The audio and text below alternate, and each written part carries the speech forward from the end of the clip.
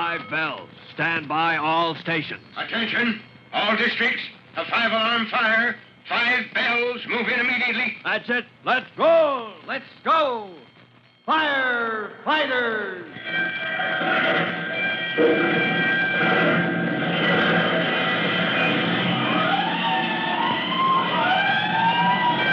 Presenting Firefighters, the true-to-life story of our unsung heroes who stand ready to ride by day or night against our most murderous enemy, the demon of fire.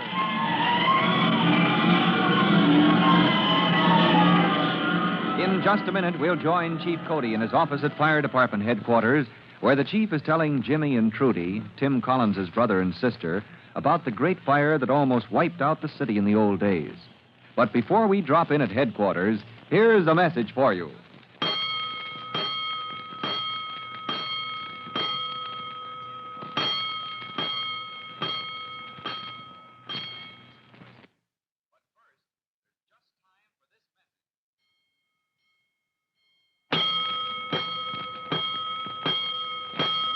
Let's go, firefighters. Let's go to Chief Cody's office at Fire Department headquarters, where the chief is reliving for Trudy and Jimmy Collins an experience of long ago, the great fire that almost destroyed the city. As you remember, Chief Cody has just explained. The big fire was a long time ago, kids. Why, my own dad was only a lieutenant then in old 3-1's Hook and Ladder Company. And his driver, well, his driver was a young fellow named Tim Collins. Yeah, your father's own father. And back in those days when the fire bells rang and all the church bells joined in to give the alarm, Tim Collins used to roll. Hang on, Lieutenant. We're coming into Main Street. You hang on to those reins, Tim. I'll hang on to myself. All right, keep that bell going. Clear the track. Give us room. Make way for 3-1. Yeah! In the old days, Chief Cody goes on with the story, in the old days when the city fire equipment was drawn by horses, the chief's father and Tim's grandfather were close friends. And one day, as they sat talking in the wide doorway of the fireplace. Oh, it's a heavy day, Tim.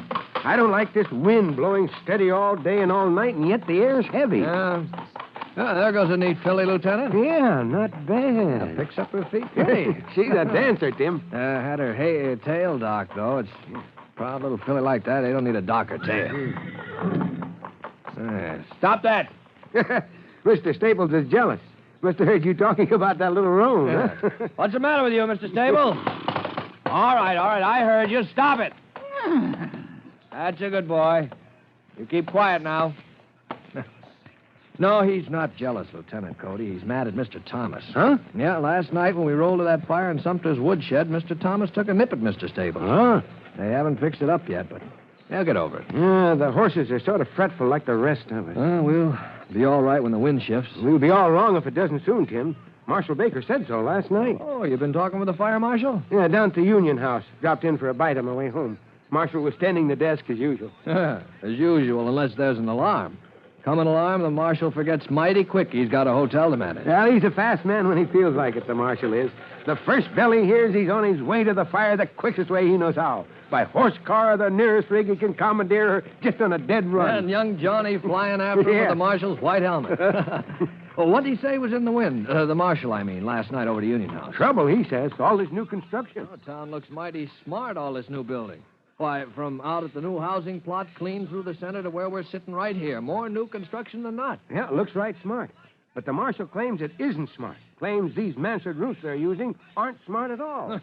Notice he put one on the Union House fast enough when he saw all the new houses and the business buildings down center and the new mills out our way here. When he saw this newfangled roof was the thing, he didn't hang back much. No, but now he's worried. You ever seen one of those mansard roofs close up, Tim? Now, when would I ever see anything unless it was at a fire? Us boys that's only privates, we're cooped up here in the firehouse 24 hours a day, every day in the month except one. And my day off every month, that's when I go home and see the folks. No, I haven't seen any mansard roof. Well, Marshal Baker, he says a mansard roof gives you lots more space, but there's too much flimsy woodwork just begging for a chance to burn. These mansard roofs, he says, someday, they're going to burn the whole town right down to the ground, he says. You, Mr. Staples, let that dog alone. Here, Trixie, come here. Here, Trixie, come on. Trixie, good girl. Hey, no need to wash my face. Hey, you keep out of Mr. Staples' stall, Trixie girl. He's mad at everybody today. Where are you going, Trixie? Yeah, there she goes. Going to curl up and take a nap on the seat of the hook and ladder. She's kind of fretful, too. Yeah, you know, the boys say that's a sign we're going to roll when Trixie climbs up on the seat. I wish the wind would change, Tim. Horses and dogs all on edge. I've kind of got the willies myself. Well, praise be, the boys in the firehouse here haven't got to jarring on each other yet. Oh, no? Huh?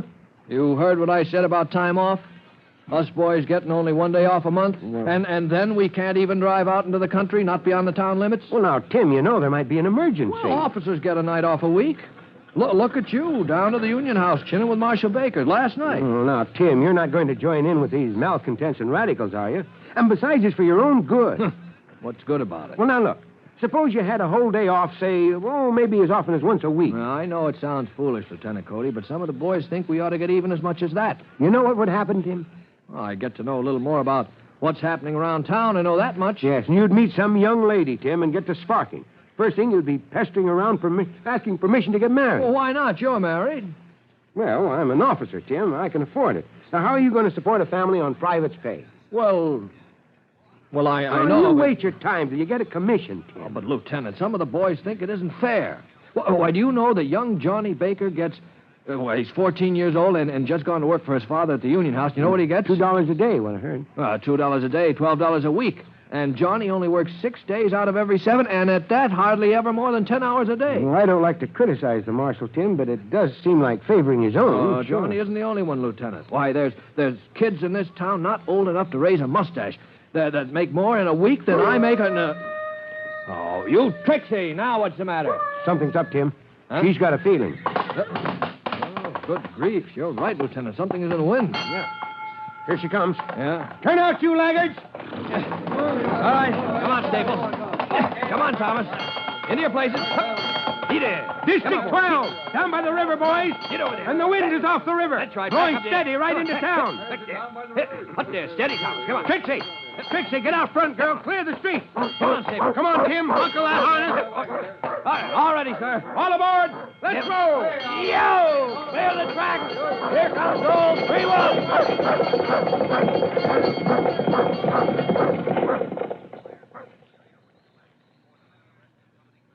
As old 3-1s, with Tim Collins handling the reins and Lieutenant Cody clanging the bell, races toward District 12 on the waterfront, the town fire marshal, proprietor of the Union House, runs from behind the desk in the lobby. Johnny Baker, that's my helmet. Follow me.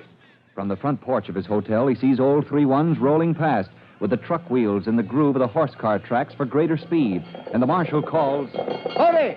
Lieutenant Cody, where's the fire? Johnny Baker, run over to the church on the square. Tell them fire on the waterfront and the wind's behind it blowing this way. General alarm. Then fetch my white helmet. I'll be down in District 12.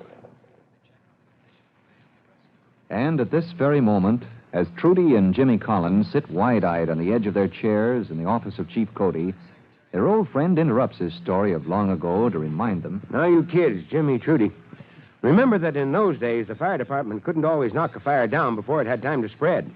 Back when my dad was Lieutenant Cody and your own grandfather was his driver, young Tim Collins he was on hook and ladder 3-1s, well, almost any fire might turn out to be a city-wide conflagration.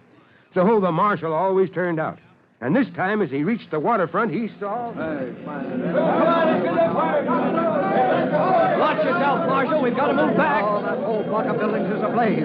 Where did it start, Collins? In Rafferty's coal pits, Marshal. 100 tons of hay went up like paper. Now it's into the dump. Well, we'll try to save the harness factory.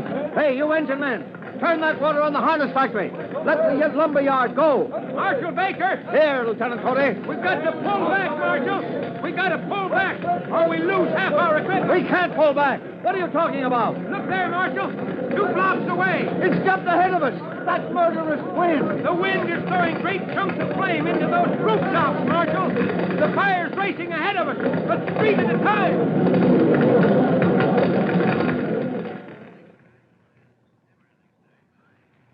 At this point, with the fire marshal in charge, issuing orders to his men to get ahead of the raging fire that threatens to consume the city, we leave Chief Cody and his story of the big fire of long ago. But we won't miss a word, because you'll share this thrilling adventure when you hear our next true-to-life episode of The Firefighters. And now, in just a moment, Chief Bob Cody will tell all of you boys and girls how you can help the firefighters in your own hometown. But first, here's a message you ought to hear.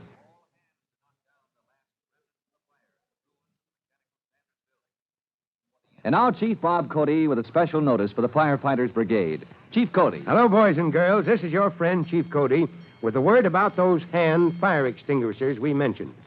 The soda acid type is very common, the kind that contains water in which bicarbonate of soda is dissolved. Now, you turn it over, and acid mixes with the soda to form gas, which forces out a stream of water that lasts about a minute.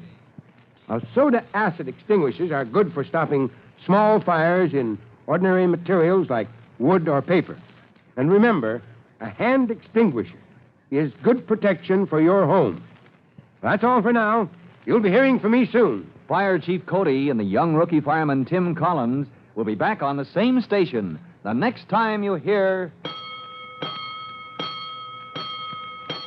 That's it! Let's roll!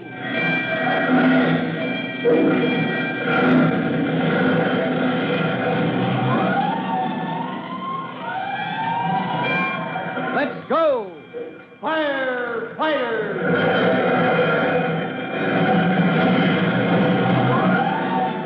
Firefighters is a copyrighted feature of William F. Holland Productions.